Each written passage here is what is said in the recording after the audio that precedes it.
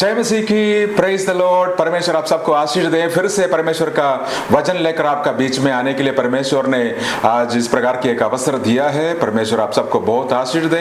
आज का मनन के लिए हम निकालेंगे मत्ती का सुसमाचार 6 अध्याय उसका 5 और 6 आयतें देखेंगे। मत्ती का सुसमाचार 6 अध्याय उसका 5 और 6 आयतें। वहां ऐसा लिखा हुआ है, और अब तू प्रार्थना करे तो कपटियों का समान ना हो, क्योंकि लोगों को दिखाने के लिए सभाओं में और सड़कों में मोड़कर खड़े होकर प्रार्थना करना उनको अच्छा लगता है। मैं तुमसे सच कहता हूं कि वो प्रार्थना का प्रतिफल पा चुका है।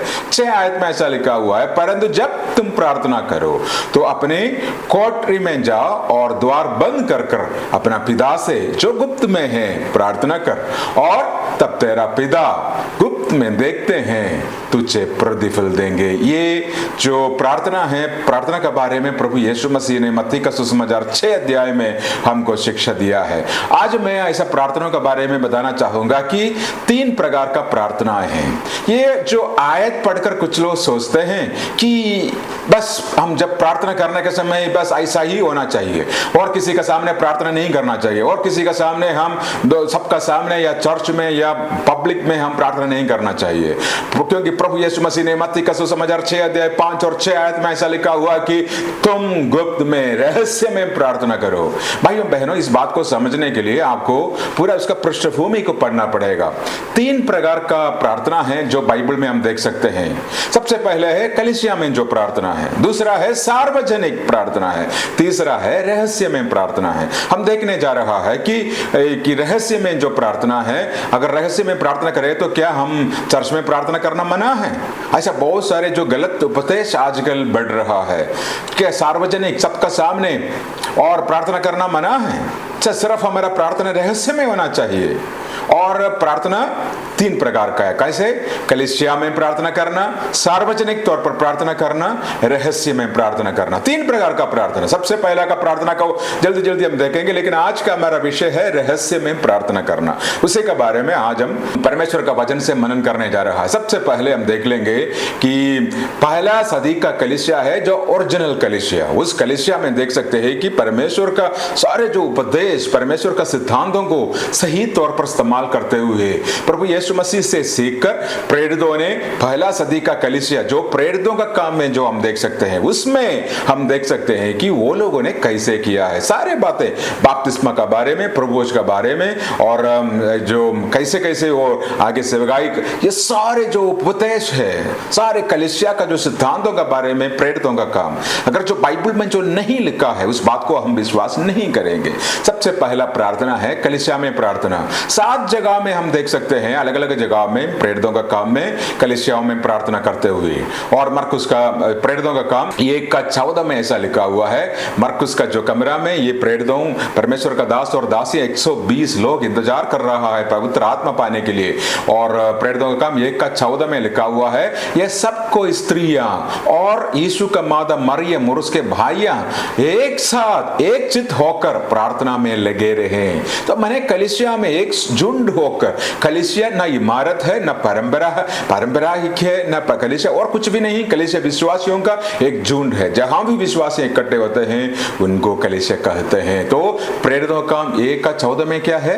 वो लोग रहस्य में प्रार्थना नहीं कर रहा, कलीसिया में इकट्ठे आकर सारे मिलजुल कर प्रार्थना कर रहा है। दूसरा हम देखते हैं प्रेरितों का काम 4:24 में। ये सुनकर उन्होंने एक चित्त होकर ऊंचे सबसे परमेश्वर से कहा, हे स्वामी, तू वही है जिसने स्वर्ग और पृथ्वी और समुद्र और जो कुछ उनमें है बनाया है। तो मैंने सारे लोग इकट्ठे होकर एक साथ मिलकर प्रार्थना कर रहा है। और प्रेरितों का काम 4:24, जब भी कलीसिया का कोई समस्या परेशानी आते थे, उनका सामने कोई चुनौती आते थे, प्रेरितों का काम 4 में हम देख सकते हैं कि कलीसिया एक साथ आकर प्रार्थना करते हैं। दूसरा हम देख सकते हैं प्रेरितों का काम 12:5 में। सो बंदरीह में पतरस की रखवाली हो रही थी, परंतु कलीसिया उसी के लिए लगातार परमेश्वर से प्रार्थना कर रहे थे। प्रेरितों का काम 12:5 में जब पतरस को बंदीगृह में बंद किया है और उनको जो वहां फंसा दिया गया है। और कलीसिया क्या कर रहे थे? कलीसिया प्रार्थना कर रहे थे परमेश्वर की उपस्थिति में, सारे लोग मिलकर, भाई बहनों लोग मिलकर प्रार्थना कर रहे थे। उसके बाद हम देख सकते हैं कि प्रेरितों का काम 13 अध्याय 3 में, प्रेरितों का काम 13 अध्याय 3 में पूरा कलीसिया उपवास और प्रार्थना कर रहा है। और जब उपवास और प्रार्थना कर रहा है, 3 में ऐसा लिखा हुआ है, तब उन्होंने उपवास और प्रार्थना करके और उन पर हाथ रखकर उन्हें विदा किया। तो मैंने पूरा कलीसिया उपवास और प्रार्थना में, कलीसिया में प्रार्थना करना एक कोई गुनाह नहीं है, पर कलीसिया का अंदर सारे लोग मिलकर प्रार्थना करना, एक खड़ा होकर प्रार्थना करना अच्छी बात है। परमेश्वर का वचन में भी इस बात को लिखा हुआ है, इसलिए आप डरना नहीं, आप कोई गलत सिद्धांत पर फंसना भी नहीं। 3 प्रकार का प्रार्थना कलीसिया में, सार्वजनिक और रहस्य तौर पर भी हम प्रार्थना कर सकते हैं। तो कलीसिया का प्रार्थना का एक और हम देखेंगे प्रेरितों का काम 16 का 26 में। आधी रात के लगभग पौलुस और सीलास प्रार्थना करते हुए परमेश्वर को भजन गा रहे थे और बंधुए उनको सुन रहे थे। वहां लिखा हुआ है पौलुस और सीलास परमेश्वर का दास लोग वहां जब उनको समस्या में फंस गए थे और उनको बंदीगृह में डाला गया था और बहुत बुरी तरह से मार पीट कर प्रभु का प्रचार करते हुए और उनको पकड़ा गया, उनको बंदीगृह में डाला। ये लोग अभी क्या कर रहा है? प्रार्थना कर रहा है, साथ बैठकर अपना दर्द का बीच में, मुसीबत का बीच में बैठकर प्रार्थना कर रहे हैं। साथ साथ देखेंगे प्रेरितों का काम 20 का 36 में, वहां लिखा हुआ है, यह कर कर उसने घुटने टेके और उन सब के साथ प्रार्थना की।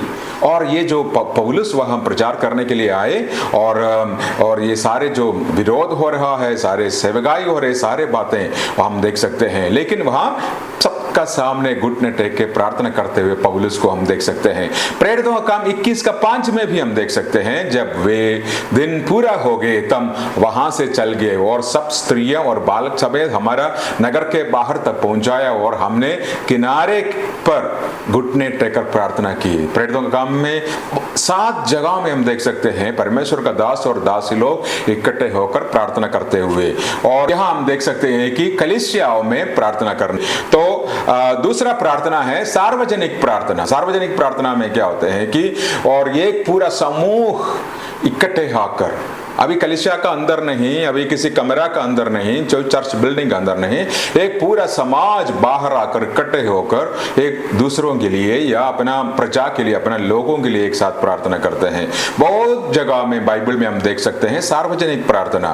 तो यजरा 10 का 1 में हम देख सकते हैं, जब यस्रा परमेश्वर का भवन का सामने पड़ा, रोता हुआ प्रार्थना पर पाप का अंगीकार कर रहा था, तब इस्राएल में से पुरुषा, स्त्रियां और लड़के वाले की एक बहुत बड़ी मंडली उसका पास इकट्ठे है और लोग बिलक बिलक कर रहे थे। तो मैंने वहां मिलजुल कर, इस्राएलियों ने पाप किया है तभी उनका जीवन में इस प्रकार का मुसीबत और समस्या परेशानी आया है। इसलिए अब परमेश्वर का दास और दासी लोगों ने यजरा का अगुवाई पर बाहर आकर एक जगह में इकट्ठे होकर अपने पापों को अंगीकार करते हुए परमेश्वर से प्रार्थना, यह है सार्वजनिक प्रार्थना। एक जगह में इकट्ठे आते हुए सारे लोगों के लिए, एक दूसरों के लिए प्रार्थना करना। और पहला राजा 8 का 22 में भी हम सार्वजनिक प्रार्थना का बारे में देख सकते हैं। तब सुलेमान इस्राएल की पूरा सभा को देखते यहोवा का वेदी का सामने खड़ा हुआ और अपने हाथ स्वर्ग की ओर फैलाकर हे कहा, हे यहोवा। तो मैंने वहां भी एक सार्वजनिक प्रार्थना, जब वहां और उस मंदिर का शुरुआत हो रहा था, तब सुलेमान क्या किया, बहुत बड़ा एक सभा का सामने खड़ा होकर प्रार्थना कर रहा है। उसी सेम हम देख सकते हैं एस्तेर का जीवन में, जब मसीह जब यहूदियों का खिलाफ, परमेश्वर का दास और दासियों का खिलाफ वहां आज्ञा, उनको खत्म करने के लिए जब आज्ञा निकला, मुर्देखाई और एस्तेर हम क्या करते हैं, और वो दोनों आकर परमेश्वर के लोगों को इकट्ठे करते हैं और इकट्ठे करते हुए प्रार्थना करने के लिए, उपवास करने के लिए, सार्वजनिक प्रार्थना के लिए एक बुलाहट देते हैं। साथ साथ हम देख सकते हैं नहम्याह का जीवन में भी, नहम्याह का जीवन में भी इसी प्रकार का बात हुआ था, जब उन्होंने ऐसा निर्णय लिया कि मैं जाकर टूटे हुए द्वारों को मैं खड़ा करना है, बनाना है, तो उन्होंने क्या किया है, वहां जाकर यही काम किया था। सार्वजनिक प्रार्थना बहुत जगह में हम कर सकते हैं। हम एक स्टेट में, एक पूरा देश के लिए एक जगह में इकट्ठे आते हुए, एक जिला में, एक स्टेट में इकट्ठे आते हुए हम मसीह लोग, परमेश्वर का दास और दासी लोग इकट्ठे आकर प्रार्थना कर सकते हैं।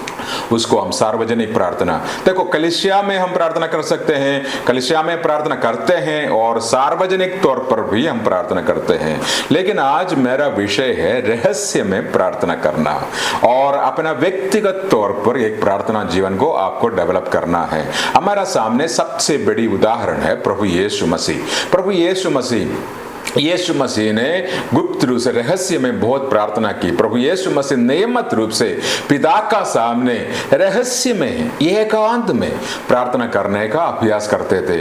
अब उनका जीवन हमारे लिए एक नमूना है, एक मॉडल है प्रभु यीशु मसीह। और जहां भी हम देख सकते हैं बाइबल में बहुत सारे जगह में प्रभु यीशु मसीह अकेला जाकर रहस्य में प्रार्थना करते हुए हम देख सकते हैं। मरकुस का सुसमाचार 1:35 में ऐसा लिखा हुआ है, और भोर को दिन निकलने से बहुत पिछले और वो उठकर निकला और एक जंगली स्थान में गया और वहां प्रार्थना करने लगा।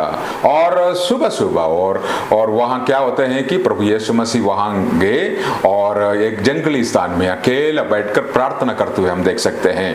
मत्ती 14:23 में भी हम इस बात को देख सकते हैं। वह लोगों को विदा करके प्रार्थना करने के लिए अलग पहाड़ पर चढ़ गया और सांझ को वहां अकेला था। तो मैंने जहां भी वो सेवकाई करते थे और उसके बाद प्रार्थना करने के लिए वहां जाते थे, जहां भी वो निर्णय लेने से पहले, जैसे 12 चेलों से चुनने से पहले वो पूरा रात प्रार्थना कर रहा था। क्रूस पर चढ़ने से पहले, जीवन में मुसीबत परेशानी आने से पहले, लोग उनको राजा बनाना था और उसी समय में वो उन सबको छोड़कर अकेले जाकर प्रार्थना करते हुए हम प्रभु यीशु मसीह को देख सकते हैं। यूहन्ना 6:5 में भी हम ऐसा देख सकते हैं कि तब यीशु ने अपनी आंख उठाकर एक बड़ी भीड़ को अपने पास आते देखा और फिलिप्पुस से कहा कि हम इनको भोजन के लिए कहां से रोटी ले। देखो ना, उसके बाद हम देख सकते हैं कि और वो पूरा चमत्कार होने के बाद वो क्या करते हैं, प्रभु यीशु मसीह आगे जाकर अकेला प्रार्थना कर रहा है। हर जगह में हम देख सकते हैं कि अकेला प्रार्थना करने के लिए पूरा रात को परमेश्वर का सामने प्रार्थना करने के लिए प्रभु यीशु मसीह हमारा सामने बहुत बड़ा एक नमूना है। मत्ती 6:6 में भी प्रभु यीशु मसीह सिर्फ प्रार्थना करने के लिए मॉडल नहीं दिया और साथ साथ सिखाया भी। मत्ती 6:6 में लिखा हो, परंतु जब तुम प्रार्थना करें तो अपने कोठरी में जा और द्वार बंद कर अपना पिता से जो गुप्त में है प्रार्थना कर, और तब तेरा पिता जो गुप्त में देखते हैं तुझे प्रतिफल देंगे। तो मैंने एक रहस्य में प्रार्थना करना बहुत बड़ी अनिवार्य है। प्रभु यीशु मसीह ने अपना जीवन से हमको सिखाया, प्रभु यीशु मसीह ने अपना जीवन से हमको दिखाया और शिक्षा दिया कि ये बहुत जरूरत भी है, एक आज्ञा भी है हमारे लिए, मसीह लोगों के लिए।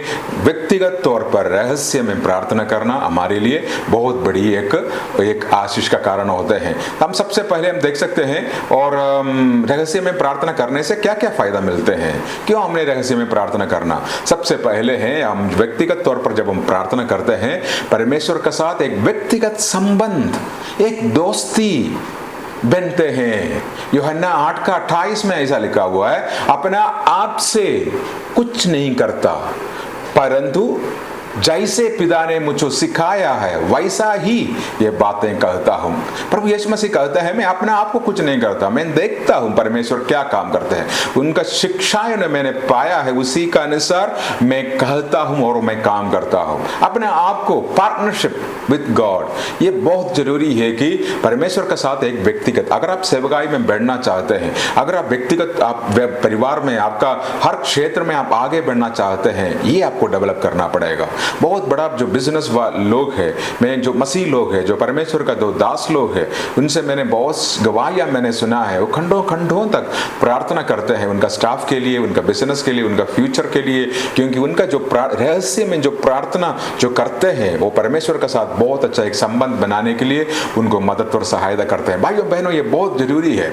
अगर आप एक विश्वासी हो सकते हैं, पास्टर हो सकते हैं, एक सुसमाचार प्रचारक हो सकते हैं, एक चाहे कोई भी हो, आप जब तक आप रहस्य में प्रार्थना नहीं करेंगे तब तक आपका जीवन में एक व्यक्तिगत संबंध नहीं होता। हम दुनियादारी के जैसे होते हैं, हम बस निकला और काम कराया और वापस कर आ गया, ये नहीं। भजन संहिता 42 का 1 और 2 में हम देख सकते हैं, जैसे हिरणी नदी का जल के लिए हाँफती है वैसे ही है परमेश्वर मैं तेरे लिए हाँफता हूं, और जीवित ईश्वर परमेश्वर का मैं प्यासा हूं, मैं कब जाकर परमेश्वर को अपना मुंह दिखाऊंगा। भजन संहिता लिखने वाला कहते हैं मैं कब परमेश्वर को प्रार्थना में मिलेगा। जैसे हिरणी और जैसे नदी में जाने के लिए पानी के लिए हाँफती है, ऐसा ही मेरा अंदर अगर कोई प्यासा है, वो क्या है? प्रार्थना के लिए, परमेश्वर के लिए, प्रभु का वचन के लिए। भाइयों बहनों, आज ये बहुत जरूरी है आपका जीवन में और व्यक्तिगत तौर पर रहस्य में प्रार्थना स्वभाव को आपको डेवलप करना है, ताकि जो कुछ आप कहते हैं, जो कुछ आप करते हैं, जो कुछ आप जो योजना बनाते हैं उसमें परमेश्वर का आशीष है। क्योंकि आप प्रार्थनाओं में परमेश्वर का व्यक्तिगत जो संबंध का साथ परमेश्वर से आपने सीखा है। अगर आप प्रार्थना नहीं करेंगे, अपना कुछ जो कुछ करते हैं उसमें परमेश्वर का आशीष आएंगे नहीं, क्योंकि वो अपना मर्जी उसमें आ जाते हैं। और दूसरा बात हम देख सकते हैं, और कल जीने के लिए शक्ति प्राप्त करते हैं। रहस्य में प्रार्थना करने वालों को कल जीने के लिए एक बहुत बड़ा ताकत और शक्ति मिलते हैं। परमेश्वर उनको सामर्थ्य देते हैं। सबसे बड़ी उदाहरण है मूसा। निर्गमन 33 का 9 और 11 में हम देख सकते हैं। और जब मूसा उस तंबू में प्रवेश करता था, तब बादल का खंभा उत्तर कर तंबू के द्वार पर ठहर जाता था और यहोवा मूसा से बातें करने लगता था। कहां आकर? उनका बीच में एक तंबू था, तंबू में बैठकर और प्रार्थना करता था। जहां भी वो रहस्य में प्रार्थना करता था, यहोवा स्वयं उस याहुवे परमेश्वर सर्वशक्तिमान एल शदाई स्वयं उस तंबू में आकर मूसा से बात करता था। उसी का निर्गमन 33 का 11 में ऐसा लिखा हुआ, ये यहोवा मूसा से इस प्रकार आमने सामने बात करता था जिस प्रकार कोई भाई अपना भाई से बात करते हैं। यहां लिखा हुआ 11 आयत में। और उस छोटा सा तंबू का अंदर जब मूसा प्रार्थना करने लगा, परमेश्वर स्वयं वहां आकर मूसा से आमने सामने बात करते थे, जैसे एक भाई एक दोस्त अपना दोस्त से अपने भाई से बात करते हैं। देखो ना भाइयों बहनों, जब हम रहस्य में प्रार्थना करते हैं और कल जीने के लिए, कल आगे हमारा भविष्य को आगे करने के लिए सामर्थ्य और शक्ति हमको मिलते हैं। और बहुत सारे लोग क्या होते हैं कि अपना जीवन का परेशानियों को देखकर डर जाते हैं। कोई भी समस्या आते हैं, परेशानियां होते हैं, डर गया, बोलता है कि नाश हुआ, हम आगे कुछ रास्ता है नहीं है, खत्म हो गया। क्योंकि उनका रहस्य में कोई प्रार्थना संबंध है ही नहीं, परमेश्वर का साथ उनको संबंध है नहीं। और जो पहला जो भजन संहिता में लिखा हुआ है, और हम देख सकते हैं कि वहां वो पेड़ का, उस वृक्ष का समान, चाहे कितना भी आंधी आए, तूफान आए, वो वृक्ष खड़े रहते हैं, क्योंकि उनका जो जड़ है उस पानी में, परमेश्वर का वचन में, पवित्र आत्मा में, परमेश्वर का संबंध में लगा हुआ है। देखो, ये बहुत बड़ी बात है कि आगे जीने के लिए एक शक्ति, एक सामर्थ, आगे का भविष्य के लिए एक सामर्थ अगर आप प्राप्त करना है, रहस्य में आप समय बिताकर प्रार्थना करें। लोग बहुत अच्छा होते हैं कि सबका सामने प्रार्थना करना सबके लिए हो सकते हैं, लेकिन व्यक्तिगत तौर पर रहस्य में प्रार्थना कर कर एक आत्मिक जीवन को पैदा करना, खड़ा करना हमारे लिए बहुत जरूरी है। हाँ, क्या क्या देख रहे हैं हम? सबसे पहले परमेश्वर का साथ रहस्य में अगर आप प्रार्थना करेंगे, परमेश्वर का साथ बहुत अच्छा एक दोस्ती होते हैं, एक संबंध बनते हैं। दूसरा, कल जीने के लिए सामर्थ्य मिलते हैं। कल हम हमारा भविष्य को आराम से हम उनको मिल सकते हैं। कितना भी मुसीबत आए, परेशानी आए, उसका हम सामने कर सकते हैं। क्योंकि मूसा का बहुत बड़ा एक उदाहरण है। मूसा तंबू में बैठकर प्रार्थना करता था, परमेश्वर आता था, उनसे बात करता था, और इस्राएली लोग 26 लाख लोगों को मिस्र से छुड़ाकर कनान देश में ले जाने के लिए मूसा को परमेश्वर इस्तेमाल किया। ये ताकत कहां से मिला है? इतना सारे चुनौती, इतना सारे मुसीबतें, इतना सारे लोगों को वहां तक पहुंचाना, वो भी उस मरुस्थल से पहुंचाना इतना आसान काम नहीं था। ये सामर्थ्य कहां से मिला है? ये रहस्य में जो प्रार्थना किया है, तंबू में अकेला खड़ा होकर प्रार्थना किया है, वही है। क्या आपका जीवन में थक गया है? परमेश्वर के साथ एक संबंध शायद आपका जीवन में नहीं हो सकते, क्योंकि आप प्रार्थना नहीं कर रहा है। चर्च में जाकर 1 घंटा बैठना, 2 घंटा बैठना, ये काफी नहीं है। इतवार में बस आप चर्च में जाने वाला होगा, वहां जाकर 1 घंटा बैठना, 2 घंटा बैठना काफी नहीं है।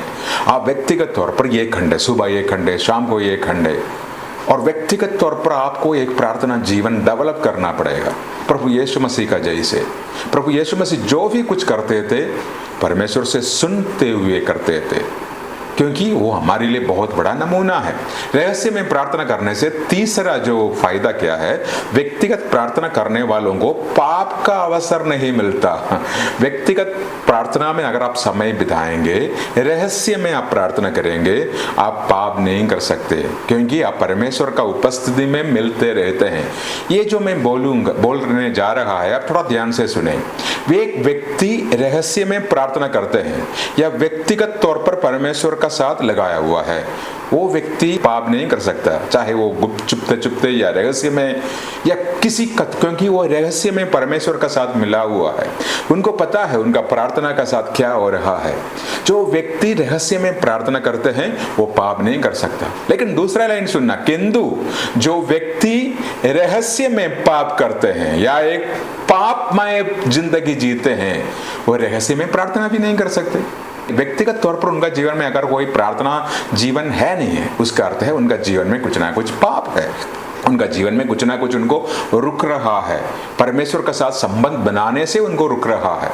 क्योंकि यहाँ हम आराम से हम देख सकते हैं, अगर रहस्य में अगर आप प्रार्थना कर सकते हैं, पाप से कैसे हम आजादी पा सकते हैं। आप शायद बहुत सारे विश्वासी में से पूछते हैं, पर मैं सही तौर पर अच्छा प्रार्थना नहीं कर पा रहा है, मैं चाहता हूं कि कोई पाप मेरा जीवन से ना हो, मैं अच्छे तौर पर एक विश्वास में पक्का होकर जीना चाहता हूं, क्या करो? आप व्यक्तिगत तौर पर प्रार्थना करें, आप रहस्य में प्रार्थना करना, आप समय निकालना, सुबह 1-2 घंटे, शाम को 1 घंटे, आधा घंटे, जहां भी आपको समय मिलते हैं, आप और आपका परमेश्वर अब बात करना, रहस्य में बात करना। पाप करने का कोई विचार आपके पास आएंगे नहीं, कोई शैतान आपके पास आ भी नहीं सकता, क्योंकि आपका संबंध पिता परमेश्वर का साथ है। स्वर्गदूत आप दोनों का बीच में खड़े हैं, आपको परमेश्वर संभाला हुआ है, आपका मन को परमेश्वर संभाला हुआ, क्योंकि हर दिन रहस्य में आप प्रार्थना कर रहा है। जो व्यक्ति रहस्य में प्रार्थना करते हैं वो पाप नहीं करता, जो व्यक्ति रहस्य में पाप करते हैं वो प्रार्थना भी नहीं करते। जो आजकल प्रॉब्लम क्या होते हैं, चर्च में खड़ा होकर लोग प्रार्थना करना कितना अच्छा लगता है, किसी कोई प्रार्थना लिखकर याद कर आते हैं ताकि लोग उनको प्रार्थना सुनकर कहें कि वाह, उस भाई का प्रार्थना कितना अच्छा था, बढ़िया प्रार्थना, उस बहन का प्रार्थना कितना अच्छा था, क्या क्या सेंटेंस उन्होंने लगाया, क्या क्या वर्ड्स उन्होंने लगाया प्रार्थना में। तभी प्रभु यीशु मसीह ने बताया, तुम्हारा प्रार्थना उस कपटियों का जैसे ना हो। तो व्यक्तिगत तौर पर प्रार्थना नहीं करते, उस फरीसियों, उस सदूकियों, सबका सामने खड़ा होकर प्रार्थना करते हैं, उनका प्रतिफल तो मिला है। भाइयों बहनों, व्यक्तिगत तौर पर रहस्य में प्रार्थना कर फिर हम चर्च में भी प्रार्थना करेंगे, सार्वजनिक तौर पर भी प्रार्थना करेंगे। ऐसा नहीं होना चाहिए कि बस चर्च में खड़ा होकर प्रार्थना करना। पास्टर जी, परमेश्वर का दास व्यक्तिगत तौर पर प्रार्थना नहीं करता, लेकिन चर्च में जाकर जबरदस्त प्रार्थना करते हैं। ऐसा बहुत सारे लोग हैं, ये विश्वासी व्यक्तिगत तौर पर कभी प्रार्थना नहीं करते हैं, मोबाइल में, टीवी में ऐसा बैठकर घंटों तक स्पेंड करते हैं, लेकिन व्यक्तिगत तौर पर प्रार्थना नहीं करते हैं। इसलिए परमेश्वर का बहुत सारे आशीषें हमारे जीवन में नहीं आता। व्यक्तिगत तौर पर प्रार्थना करने से क्या मिलते हैं? पाप से हम दूर होते हैं, पाप से हम बचकर रहते हैं। अगर आप अच्छा सा एक आत्मिक जीवन बिताना चाहते हो, अगर आप अच्छी सी एक आत्मिक जोश का साथ एक आत्मिक जीवन बिताना चाहते हो, पाप से आप दूर रहना चाहते हो, बस यही काम करना, रहस्य में प्रार्थना करने के लिए समय बिताना, समय निकालना, अपने आप को करना पड़ेगा। शैतान पूरा रुकावट डाल देंगे, शैतान बोलेंगे तुमको सोना है, तुमको ड्यूटी जाना है, वो है, ये है, लेकिन आपको एक निर्णय लेकर, आपको एक धीरज का, साहस का निर्णय लेना पड़ेगा। आपको बोलना पड़ेगा, नहीं, मैंने निर्णय लिया है, आज से मैं रहस्य में प्रार्थना करूंगा। अगर रहस्य में प्रार्थना कर करोगे, देखो आपका जीवन में क्या क्या होगा। परमेश्वर के साथ आपका संबंध बहुत मजबूत होगा। आपका आगे जीने के लिए, आगे जाने के लिए परमेश्वर आपको शक्ति और सामर्थ्य देंगे। तीसरा हमने देखा है, परमेश्वर पाप से आपको बचाएंगे, क्योंकि रहस्य में प्रार्थना करने वालों को परमेश्वर एक पवित्रता ही देते हैं, और उनको उनका और सारे प्रेरितों को हम देख सकते हैं, सारे लोग ऐसा रहस्य में प्रार्थना कर प्रार्थना में ही उनका जीवन बिताते थे। ये बहुत जरूरी है भाइयों बहनों, अगर आपका जीवन आगे अगर आप ले आना चाहते हैं, परमेश्वर का विश्वास में, परमेश्वर का उस भक्ति में अगर आगे ले जाना चाहते हैं, रहस्य में प्रार्थना करने के लिए आज एक निर्णय लेना। चौथी बात, जब रहस्य में जब आप प्रार्थना करते हैं, परमेश्वर में अपना निहित विश्वास रखने में साक्षात सक्षम बनाती है। तो मैंने परमेश्वर का विश्वास आपका अंदर मजबूत होते हैं, परमेश्वर को वायदे आपका जीवन में और प्रतिफल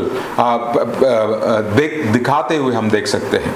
परमेश्वर का विश्वास में आप मजबूत होते हैं और आपका जो शैली है, जीवन शैली है, वो बदलते हुए हम देख सकते हैं। बात करने का शैली आपका बदलते हुए हम देख सकते हैं, क्योंकि आप प्रार्थना कर रहा है, उस सर्वशक्तिमान परमेश्वर से आप प्रार्थना कर रहा है। आपका विश्वास बड़ा है, आपका बात करने का शैली बड़ा है, आपका जीवन शैली बड़ा है, क्योंकि आप परमेश्वर का उस महिमा से भरा हुआ है।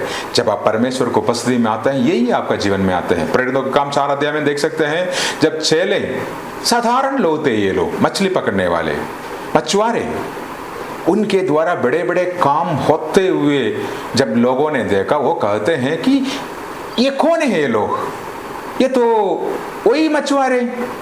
लेकिन वहां लिखा हुआ है, वो लोग बोल रहा है कि वो प्रभु यीशु मसीह का साथ था, प्रभु यीशु मसीह का साथ था। प्रभु यीशु मसीह का साथ रहते हुए उनका जीवन बदला, उनका सेवकाई बदला, उनका बात करने का शैली बदला। आप कोई भी हो सकते हैं, शायद आप बोल रहे हैं कि मेरे पास इतना पढ़ाई नहीं है, मेरे पास इतना एजुकेशन, मेरे पास इतना पैसा नहीं है, मैं वही गोत्र का हूँ, ऐसी जाति का हूँ, मैं अंग्रेजी नहीं बोल सकता, मैं बुजुर्ग हूँ, मैं आगे कुछ नहीं कर सकता। परमेश्वर को उपस्थिति में बैठ कर देखना, रहस्य में प्रार्थना कर कर देखना, परमेश्वर आपको जीवन को बदलेंगे। क्या आप चाहते हैं कि मेरा जीवन बदले? क्या आप चाहते हैं कि मेरा जीवन में आगे जाकर मैं परमेश्वर के लिए बड़ा बड़ा कार्य करूं?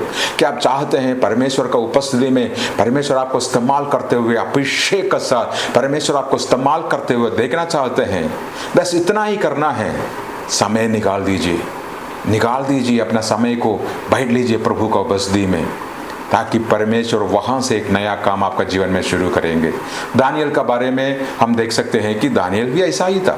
उनका विश्वास कितना मजबूत था और कितना चुनौतियां, पूरा दुनिया, उनका जो बॉस, उनका राजपाल, उनका राजा, सारे विरोध आया, लेकिन दानियल का जीवन में इतना मजबूत विश्वास था, कोई भी उनको नहीं हिला पाया, क्योंकि वो 3 बार बाइबल में लिखा हुआ है, सुबेरे दोपहर को रात को 3 बार प्रार्थना के लिए, किसका साथ? रहस्य में, व्यक्तिगत तौर पर प्रार्थना करने के लिए दानियल अपने आप को उसी के लिए, उस काम के लिए तैयार किया। तभी ये गुलामी लड़का दानियल अपना व्यक्तिगत प्रार्थना से, अपना रहस्य में प्रार्थना का स्वभाव से उस देश का राज्यपाल का तौर पर परमेश्वर उनको खड़ा कर दिया। कहां से? जीरो से, बिल्कुल गुलामी था, कुछ भी नहीं था, लेकिन वहां से परमेश्वर उनको खड़ा कर कर देश में सबसे ऊंची पद में लेके आया, क्योंकि रहस्य में प्रार्थना करने वाला। भाइयों बहनों, आप शायद बिजनेस करने वाला होगा, जॉब करने वाला होगा, आप शायद कलीसिया चलाने वाला पास्टर होगा, प्रेरित होगा, भविष्य तो कोई भी हो, अगर आप आगे बढ़ते हुए परमेश्वर को उपस्थिति में इस्तेमाल करते हुए अगर आप देखना चाहते हैं, बस कलीसिया का सामने नहीं, सार्वजनिक नहीं, रहस्य में प्रार्थना कर लो, करना शुरू कर लो, ताकि परमेश्वर का महिमा आपका जीवन में प्रकट होगा। परमेश्वर आपको आगे उठाएगा, परमेश्वर जीरो से आपको हीरो बनाएंगे। क्योंकि बाइबल में जितना भी लोगों को हम देख सकते हैं जो परमेश्वर ने जिनको आशीष दिया है, वो लोग का जीवन में यही गुण था, यही स्वभाव था।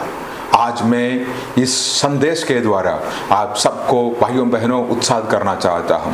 अभी तक आपने एक रहस्य व्यक्तिगत तौर पर एक प्रार्थना जीवन नहीं है, आइए वापस, परमेश्वर आपको बुला रहा है, परमेश्वर आपको बदलना चाहते हैं, परमेश्वर आपको एक नया जीवन देना चाहते हैं। अगर आप एक निर्णय लेते हैं, मैं आपके लिए प्रार्थना करना चाहता हूँ। स्वर्गीय पिता, मैं प्रार्थना करता हूँ मेरे भाइयों के लिए, बहनों के लिए, सबको आशीष दे, सबका जीवन में कार्य करना। परमेश्वर, मैं प्रार्थना करता हूँ आज से रहस्य में एक व्यक्तिगत प्रार्थना करने के लिए परमेश्वर प्रभु मेरा भाई बहनों को मदद और सहायता करना। कोई भी मुसीबत परेशानी में है, सबको प्रभु आप छूकर आपका आशीषों से फरना। प्रभु धन्यवाद करते हैं, आपने हमारा प्रार्थना को सुना। प्रभु यीशु मसीह के नाम से हम मांगते हैं, आमीन आमीन। परमेश्वर आप सबको आशीष दे। जय मसीह की।